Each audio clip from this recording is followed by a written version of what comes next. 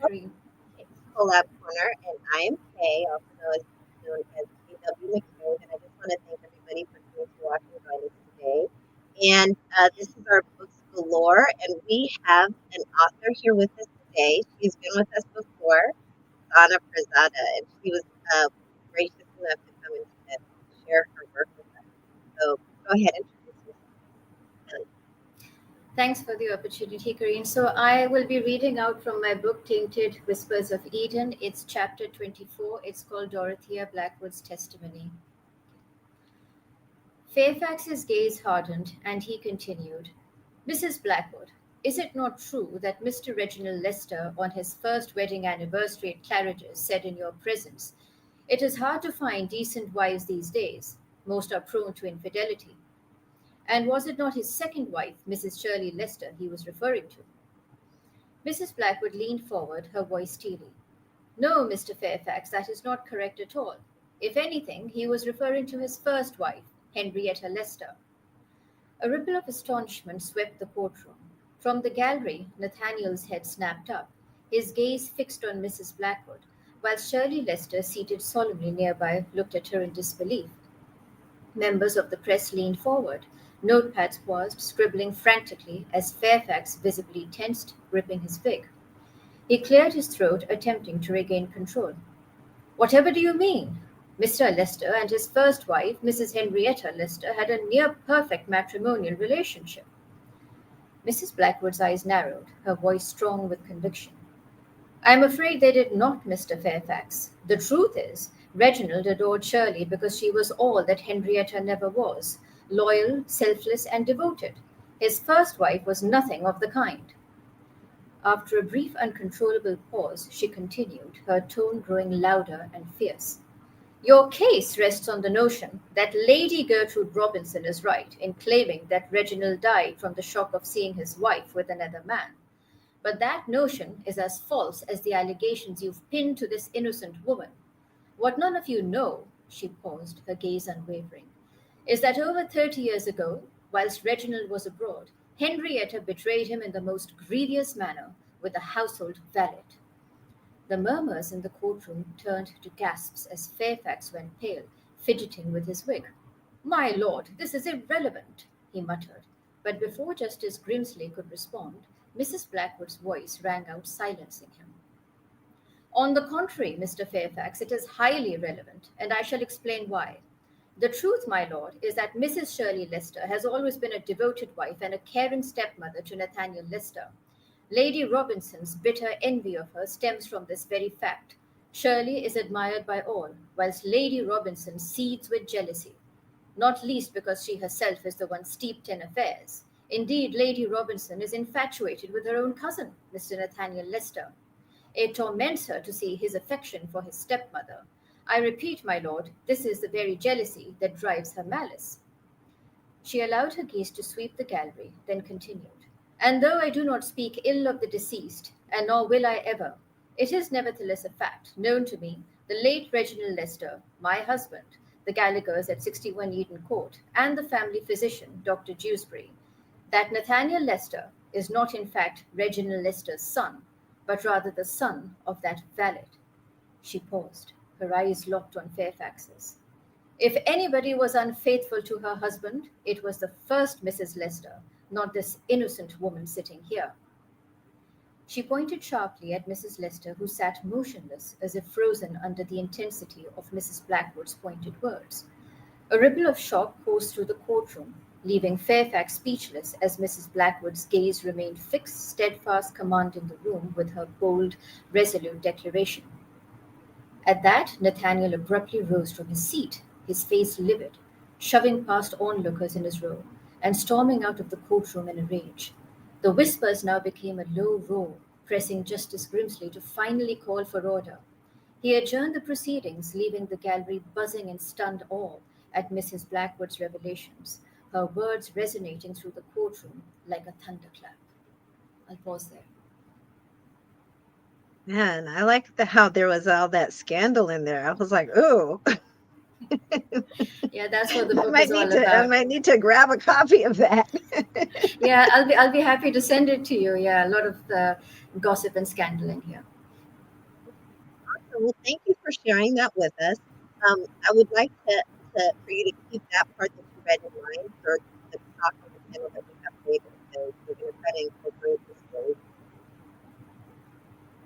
All right. So if you'll give me a second, we'll move on to the next author who's going to share with us. Hello. Hi. Hey! We have with us author Elizabeth Chase Williams. She has been with us before, an awesome author, extremely organized. She's definitely hashtag goals. So, I love it. I love it. why don't you tell us a little bit about yourself for the watchers or readers that haven't, that missed the last time, and then tell us about your work that you're going to read today.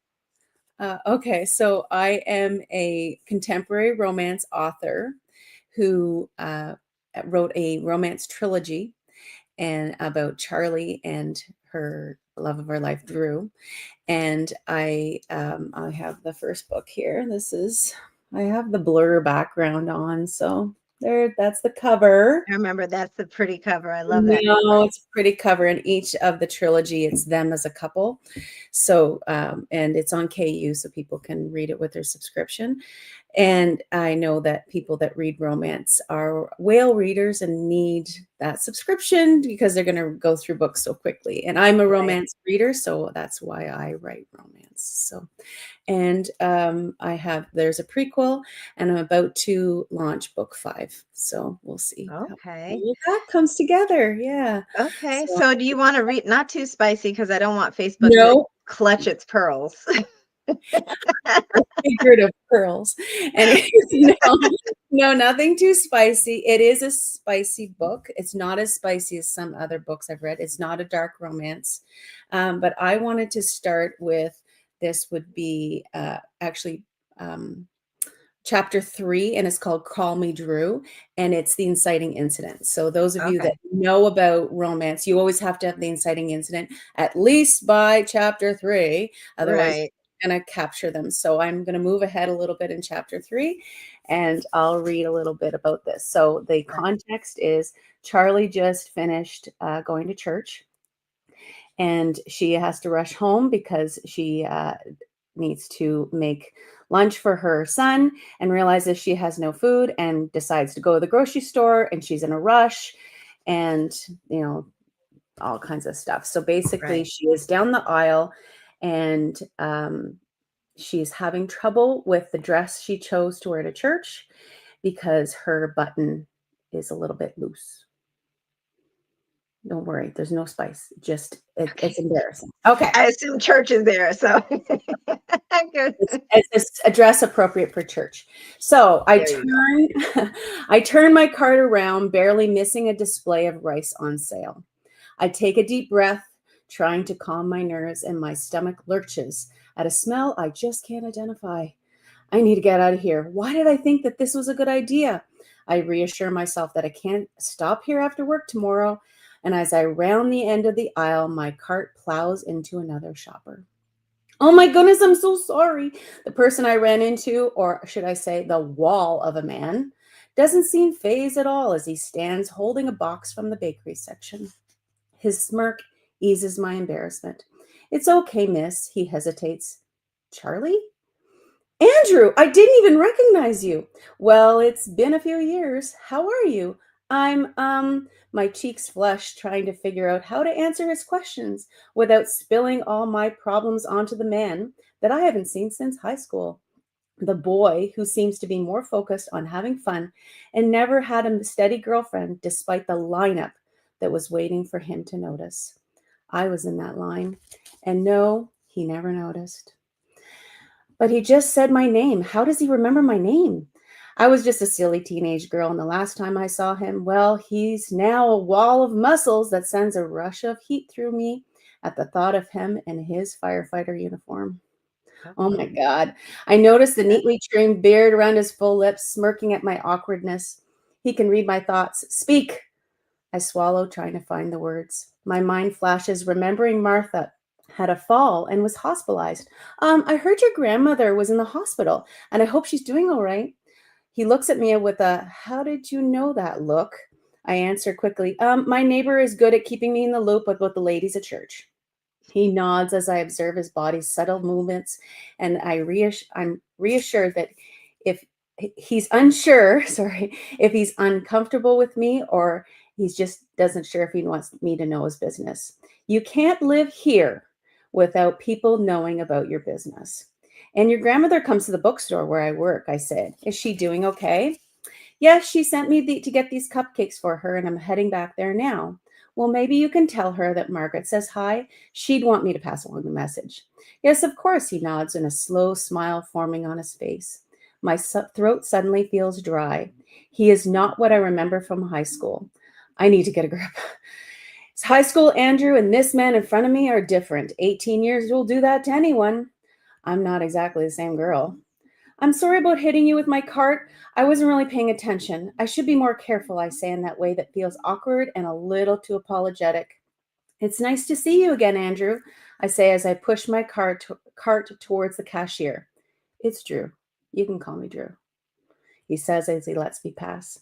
Drew, why does it sound so sweet coming from his lips? There you go. Oh, it reminds me of the last time I had a crush. Oh. There you go. There you go. That is awesome. Okay, I'm not sure if the other author is still. I'm not sure if she's still. It looks like maybe she might have paused. But so what I'm going to do is I'm going to give a little bit of the talk, and then I want you to hold on to that passage that you read because we're going to discuss it after the talk. So. Great. Thank you. So, what I would like to discuss today is something very, very close to my heart and something that I have been sort of, it's a secret of mine that I've kept for a very long time, something that is difficult to speak about. I was born a neurodivergent person with ADHD, and I am an extremely high masking, extremely high functioning person on the spectrum. For me, that means that I'm an empath. Um, a fairly strong empath, actually. It was a gift given to me by God in heaven. I am a Christian. I believe in Jesus. I am not into metaphysical stuff. It simply means that because of the way that I was born, I am able to uh, feel people's emotions sometimes before they feel them themselves. And what that also means as having ADHD is that I have a very difficult time focusing on tasks and also a very difficult time focusing on tasks if I'm around other people because I'm being constantly bombarded with their emotions. So, um, while I'm building this sort of, my dream has been to sort of build this community, whether it's on TikTok, whether it's on Facebook, whether it's on Instagram, for people who are neurodivergent like myself, whether you have ADHD, whether you're on the spectrum, whether you are neurodivergent in other ways. I'm looking for people like that to because it is very difficult in a world of people who are neurotypical and might not understand the struggles that someone who has ADHD, who is on the spectrum, who is an empath might go through, especially if you're on social media, especially if you are a writer, an author, a creator, a digital artist. Just working in this sort of, on these platforms can be difficult in ways that most people really don't understand. And so some of the things that I want to talk about today are if you are a person on the spectrum or if you are a person with ADHD, I have some tips that I have had to utilize to be able to focus and to bring my attention back when my attention has gone astray. So the first one that I want to talk about is helping readers with ADHD. Now, I don't know how many other readers out there struggle with this, but um, when I am reading, sometimes I lose focus and I'll find that I've gone to the bottom of the page and I can't remember anything that I've read. Like my focus, gets divided.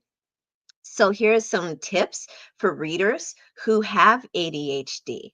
Number one, skip, skim, or reread. Reading does not have to be linear.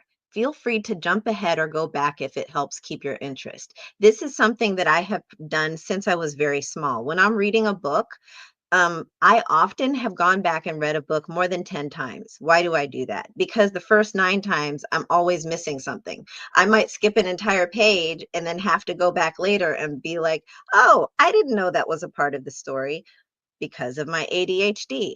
And that's okay. Like if your brain functions neurologically differently, you have to move in a way that actually helps you focus and keeps your attention, and then come back and re-pick up all of the data that you might have missed.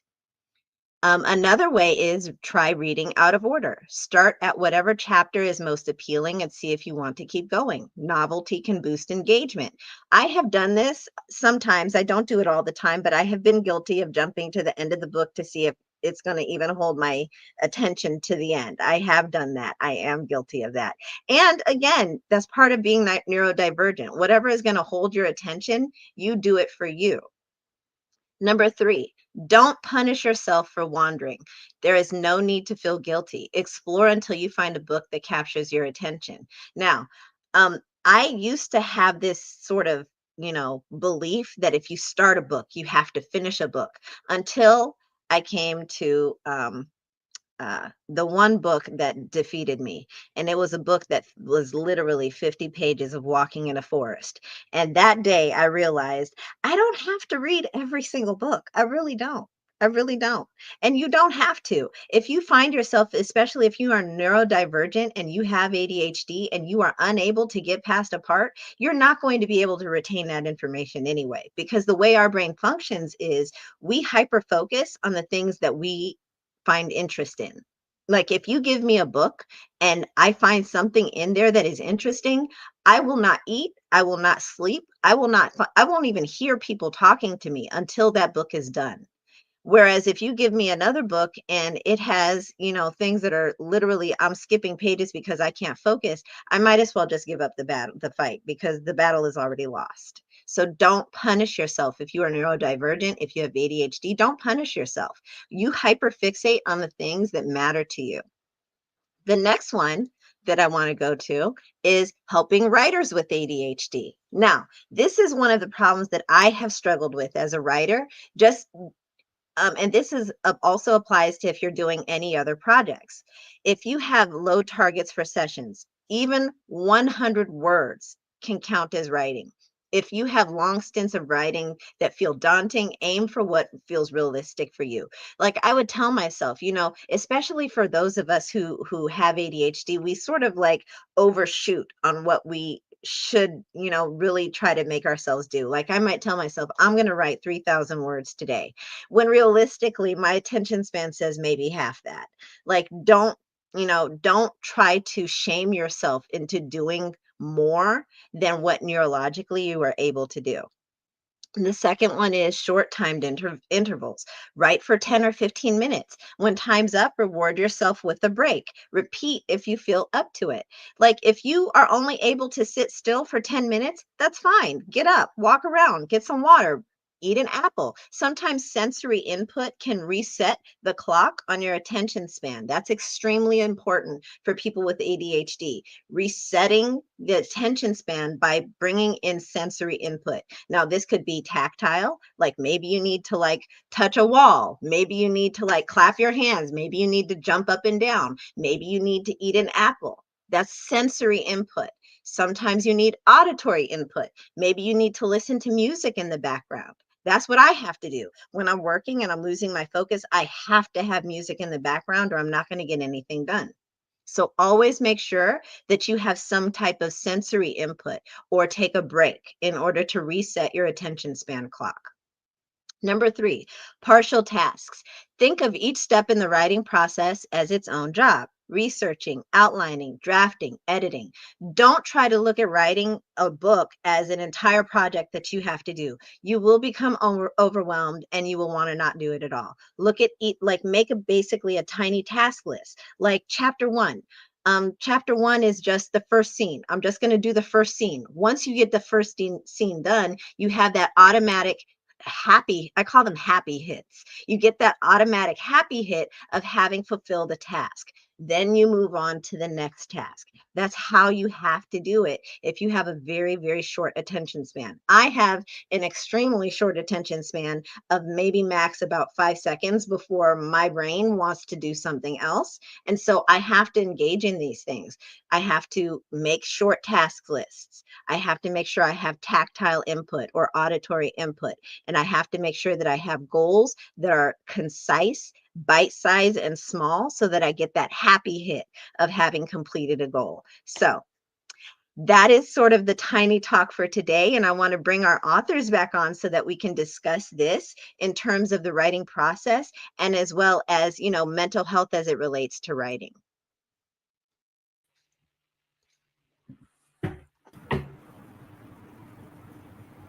Oops. There you go. Hi. Hello. Hi, So Gil. I don't know how much you guys were able to pick up. What I was basically discussing is, as a neurodivergent person, I was born with ADHD, and I'm also on the spectrum. I'm also a very high functioning, high masking empath, meaning if you get mad, I can feel your anger before you do. That's a problem, especially when I have ADHD, because when I'm supposed to be focusing and all of a sudden I can feel people getting angry over here, my attention's gone. So right now, what I would like us to do is focus on the part that you read, and how would you suggest for your reader, if your reader has ADHD, how you would suggest for them to focus on certain aspects so that they can sort of, ingest your work. So who would like to go first? Don't make me pick. I Well, can. Go yeah, ahead. go ahead. No, no, go I, ahead, please. I I don't know if you can tell from the passage, but I write in very short sentences, and my editor actually says it's more a Elizabeth style of I don't do a lot of commas. I break it out, and whenever you are pick up the book, the spacing to me matters. So how I formatted it matters, but also I put inner thoughts in italics. So you could, as soon it's a trigger to know, okay, that's her internal dialogue, because I want you to know how she's struggling not to actually blurt out the stuff that's going on in her head. And I Right. think that the only way to signal that on the page is to put it in italics. So, for instance, like the Drew, why does it sound so sweet coming from his lips? Well, that's in italics because that's an internal thought of what she's thinking, but it's its own line. It's separate from the paragraph. So you could skip it because you could skip her internal thoughts, or you could probably just go through each internal thought and kind of get an idea to speed it along. I am a I'm a fast reader because I read like that. So when a book has the paragraphs are too long or the chapters are too long, I struggle with that myself. So I try to write the way I want to read. I think that's the what I would do. Okay. Anyway, so like my paragraphs are not long. Like I do the hard return and like drives my editor crazy, by the way. Honestly, as again, a person with ADHD, when I see an entire wall of text with no break, I'm immediately checked out. Like, bye. I agree. Yeah. No, that makes sense to me. Yeah. Mhm. Sana, you go ahead. Yeah, so similar to what Elizabeth said, actually, my own sentences are very short. My paragraphs are very easy to read. I try to to use vivid descriptions because I'm writing in the Victorian era, and that's how people wrote at the time. But despite that, I try and write in such a simple manner that it's easy for anybody to grasp it. Now, I don't know if Elizabeth knows this or not, but I'm joining you guys from Pakistan. So my books are they are set in Victorian England, but they're published and circulated here. So I have to keep in mind the masses in Pakistan, and the fact that everybody should be able to understand a book. So irrespective of whether you've got ADHD or not, I think everybody at some point struggles to to understand a book, to keep up with it, to keep up with the language. So I write in accordance with everyone's needs.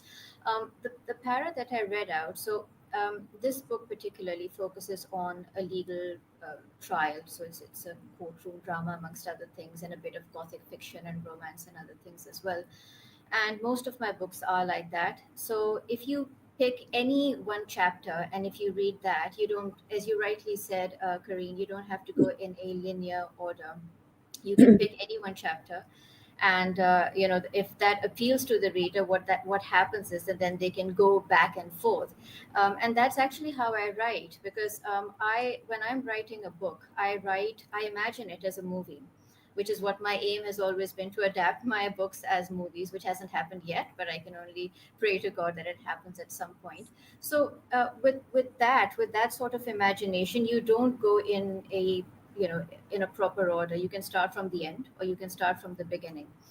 And I've had to write some of the chapters that have come to my mind, which have been somewhere in the middle, somewhere towards the end, and then I've gone back to the start. And I have to be honest that I've actually struggled with the introductory chapters. They've always been the hardest. So yeah, I hope that that answers your question to a certain extent. Yes. Awesome. So if you guys had to sort of encapsulate the feeling that you would want your reader to experience while reading your book, what would that be? Elizabeth, you can go next. I my hope is that you can see and feel what's happening, that it is like a movie. And that's how I see it when I'm writing it. And I think that's a common thing for some authors. I know it's not for every author, that's not what they do, but it's how I see the scene in my head. So it's easier for me to write whenever I can visualize what's happening. So I want to make sure that's translating on the page. Um, and I think when it comes to trying to make sure that, like for the romance, you shouldn't pick it up in the middle, because you're going to be lost, because it's like if you started watching like a rom-com in the middle, you'd be like, I have to watch this from the beginning. But Right. with the romance novel, if it hits the beats quick enough, you should be able to turn the pages, and you should have an open loop at the end of each chapter that you want to keep reading the next chapter. My chapters are very short on purpose. So if you have to put the book down, you're going to have to put a book down in the middle of a chapter, because Right. it should propel you to want to keep going in the next chapter after each one. And also, I'm dual point of view. So as soon as you finish with one point of view, then I'm going to go into the next one. You're like, oh yeah, I want to know what happens with that person. So it should actually give you dopamine hits that you don't want to put it down. I I think love that's, that you said that. Dopamine hits. I love that. yeah. Yeah. Yeah, it should entertain you in a way that, because I'm not, mine is an epic fantasy, and I do read that, but I find that you really have to get into the world. And even though my world creation is more realistic, it's a small town in Utah, it's it's still, you should feel the characters. It's character plot driven first. It's Right. not about the world necessarily. It could be any small town, technically. Right. Right. Mhm. There you go. Yeah. So what would you say, Sana?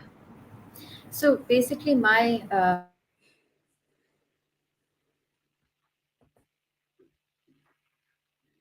Oh, we lose her?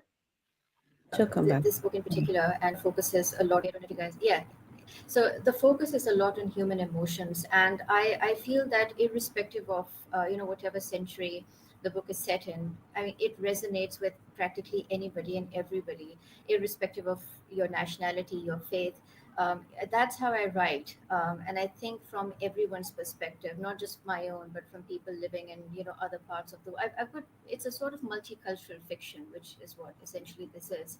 And it sort of yeah, reflects different people's thinking, whether it's something positive or even something negative. So yeah, that's how I've written it. Right. Right. Okay. I think that some of the things that, like how you guys were saying that the way you write is because you see a movie in your head. And as a reader, I see a movie in my head. And when the book is good, when it has me hooked, I can't even hear people yelling it. They could literally be yelling in my ear and I won't hear it. Like that's how, as a reader, I experience. Like I see the movie scenes, I see the colors. I even see the colors if it's described correctly, right? And so I think that that's really important, that type of feeling that you want to impart into readers. Although I have recently seen on Facebook and other places that there are some readers who don't experience books like that. They see words, which I thought was amazing. I was like, what? Everybody doesn't have a movie in their head? Like, that was amazing to me. So, how would you guys try to sort of uh, uh, help readers who don't see the movie? They see the words. That one's harder. I Yeah, know that's that's a tough question because I don't know either. Okay, I'll just go first. So basically, I personally feel when I'm reading a book and it's the descriptions are very verbose, that is when I find it difficult to imagine it as a movie. The way I imagine a book as a movie is more where the dialogue is firmer, it's crisper, and there's a lot of dialogue that actually enables you to imagine it more. And this is what I do with my books as well. Yes, there are descriptions, but I keep those limited because I don't want the reader to get lost in those Right, Charles Dickens type descriptions which go on for chapters and chapters. That is a problem that I've also had. But I would say to anybody who's had difficulty in reading, very vivid descriptions, is that just to keep themselves focused. And right, if you start reading a book with this idea in your head that try to imagine it as a movie, then this is something that they should do, because not many people do it. They look at it in terms of a factual, historical narrative. So right. it also depends on every individual and their level of imagination as well. And I think that is something that can't be created. It's something that's either there or it's not there. That's my perspective. Yeah, I kind of agree with that. How about you, Elizabeth? um it's hard for me to switch when I'm going through my manuscripts again. I'm thinking, okay, would this resonate with somebody who doesn't see the picture in front of them like I do? Mhm. And I understand that. So I think my advice on that, and at first I thought, okay, what advice would I give? But the one that comes to mind, and I would read in different voices. So as you read, pretend somebody's reading to you in a lower tone voice, or a higher tone voice, to see if that will keep you on task of keeping the story moving, because you're not seeing the pictures or the scene in front of you. You're not seeing the character move across the room. You're just reading that they moved, but you actually can't visualize that in your mind. I would do it that you are pretending to read in a different accent or something, like, just to keep focused on the story, because that is hard. The other thing I would suggest is, if you can't block out the world, noise canceling headphones. Oh, that's a good idea. I have to. Those were the best in things I bought myself this year. I can't believe I waited this long, and that to focus, because it's such a sensory input, especially with neurodivergent people, and it doesn't matter what the exact diagnosis is. Neurodivergent people, and there's so many people, comes in many shapes and sizes. The spectrum is very vast, but Very, because there's so much sensory input and you're trying to read, put on the noise canceling headphones, or you listen to an audiobook. right, Like, right. do either or and mix it up, try it out and see what works for you. I find some audiobooks don't work for me, some do. The new Audible ones that feel like you're listening to a movie. Oh, yeah. Yeah, like, I'm like listening to the person walk across. I'm like, clop, clop, clop, clop. I'm like, okay, so they're walking across the floor. Like, they're walking. They're not, this character is walking. You actually hear them walking, and I'm like, oh, Right. that's kind of cool. Now you can get through a book in like an hour because it's a movie. They're Really? just narrating them. It's like an old, they used to have like uh the like it was like a play, but it was on the radio, and they had like the sound stage where they would, do certain things. I That's remember those. those Like, are some of the new Audible books. That's what it sounds like to me. And not that I can do them every day because it does require a lot of concentration. Don't do it while you're driving. I'm guilty of that. Well, those ones that sound like a movie, it's like watching a movie. And because I'm in the movie, I I was like, "Oh, I can't do this. I can't do 2 tasks like that at once. It's just not gonna happen." So I can listen to a book, like somebody read me a book driving, but I can't do those new Audible original ones. You So know, I'm Mhm. so I'm actually so happy that you mentioned that because that has become the new love of my life, are those cinematic books. I know, they're Like, so I well will pay done. extra to get those. They are so good. They're so So, good, yeah, they and the really thing are. is, like, to me, people go, "Oh, okay, you have to do laundry, you have to, change the sheets, you have to, do these things," and you're listening to that as it that's one way to get through your TBR. Right, right. I mean, honestly, I do an extreme amount of driving, and, when you're on the road, you start to zone out, you start to fall asleep. That's literally the only thing that keeps me awake, Hey, you so have to that I think is a good takeaway. You have to experiment with what works for you, and then when it does, own it. It might not work for somebody else, but it works for you, tuck that away and do it again. right, right. I think Mm. that's the lesson. If it works for you, do it. Do it. And if somebody goes, "Oh, that doesn't work for me." That's fine. You do you. But it works Right, for me and I'm going to do this. So, I think that's the most important takeaway is to you're experimenting with your attention span and your knowledge transfer abilities. So like knowledge because you're reading and you're bringing in information. So you're transferring that knowledge from the page to your brain. So you have to experiment with that, and every brain is different. right, right. That is so true. So, you guys, I just want to thank you so much. I want to double check. Right now, we are actually also in the middle of trying to build a community. We call it Creator Core. And I dump like little tutorials on intellectual property, how to protect your work, how to identify scammers on the internet, especially in this digital age, how to protect yourself against AI, things like that. Right. And so, if you guys aren't in the group, let me know so that I can send you the invite. So, I'm in it. okay, good. I'm Very good.